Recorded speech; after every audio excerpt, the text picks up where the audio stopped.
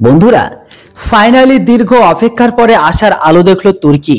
হ্যাঁ বন্ধুরা, দীর্ঘদিন ধরে চেষ্টার ফলে অবশেষে তাদের চেষ্টা সফল হলো। কেননা তুরস্কের কাছে F-16 যুদ্ধবিমান বিক্রির অনুমোদন দিল তারা। কয়েক মাসের আলোচনার অবসান ঘটিয়ে আমেরিকার সরকার তুরস্কের কাছে অত্যাধুনিক F-16 যুদ্ধ বিক্রির জন্য $23 বিলিয়ন একটি চুক্তির অনুমোদন করেছে। আঙ্কারা সুইডেনের ন্যাটো সদস্যপদ অনুমোদন করার পর মার্কিন পররাষ্ট্র দপ্তর এই ঘোষণা দিয়েছে। কেননা শর্তই ছিল এরকম। মার্কিন আইন অনুসারে পররাষ্ট্র দপ্তর কংগ্রেসকে চুক্তির বিষয়ে অবহিত করেছে। সেই সাথে গ্রিসের কাছে আলাদাভাবে $8.6 বিলিয়ন 40টি F-35 যুদ্ধবিমান বিক্রির অনুমোদন দিয়েছে তারা। তো অপরদিকে তুরস্ক 40টি নতুন F-16 পাবে।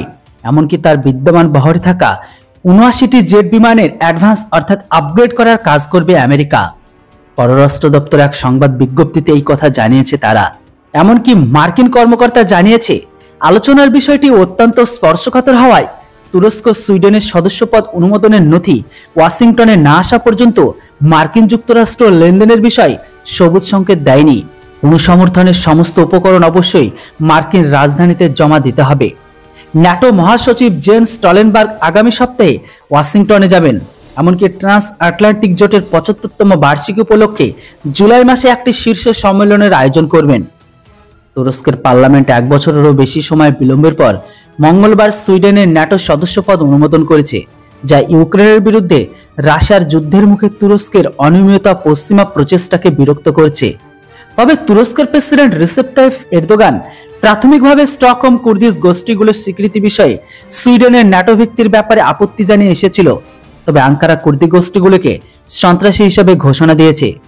তবে সুইডেন তার সন্ত্রাস বিরোধী আইন কঠোর, এমনকি এরদোগানের দাবিকৃত অন্যান্য নিরাপত্তা পদক্ষেপ গ্রহণ করে প্রতিক্রিয়া জানায়। কিন্তু এত কিছুর পরে এরদোগান তখন মার্কিন প্রতিশ্রুতি F-16 যুদ্ধবিমানের একটি ব্যাচ সরবরাহের দাবি জানায়। কিন্তু তুরস্কের মানবাধিকার পরিস্থিতি, এমনকি ন্যাটো সদস্য গ্রিসের সাথে বিরোধের কারণে যুদ্ধবিমান সরবরাহ কংগ্রেস বাধার মুখোমুখি হয়ে যায় তুরস্ককে। তবে ফাইনালি সবকিছু ঠিকঠাক হয়ে যাওয়ার পরে দীর্ঘদিন পরে আসার আলো দেখল তুরস্ক।